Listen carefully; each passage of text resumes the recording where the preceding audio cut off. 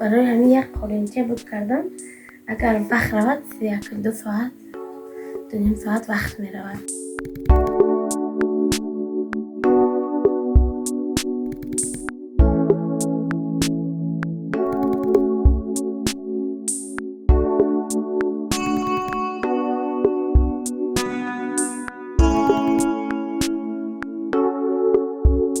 در خانه نشسته با همین بافتن قالنچه ها مشغولم. نه همین کار قطعی مشغول شده میشینیم. از همین کارم فخر میکنم. بسیارم شاد هستم که انا همین کار از دست ما میبیاید.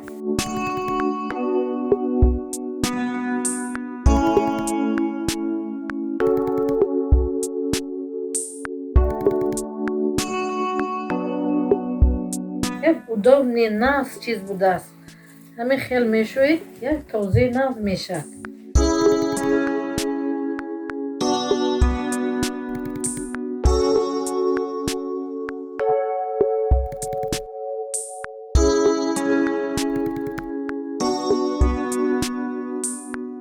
دستشان هم هنرایی میان دست قلمچه میبافن.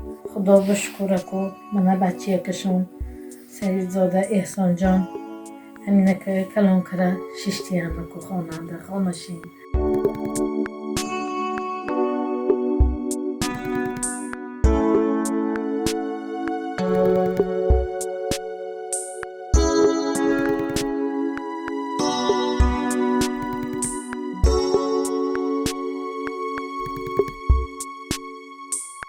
سال 2017 طرفای حکومت برای منزل استقامتی از شهرک اگر یگان منزل استقامتی باشد و ما مثال به ما تیان گفته عریضه کرده بودیم تا حال اینا 2017 باشد اینا 2023 هم در آمدن تا همین چنه یگان جواب نیست. همین که عریضه اقلا یک بار برداشتگی نیده 7 بار 8 بار بوده دکومنت کرده بودن.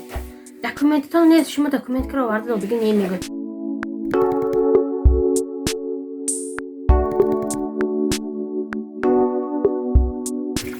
کارهای زنکی کارهای خونه همین بوده تا مادرم اکبر آمدنم پسیده های خونه رابوچینی خونه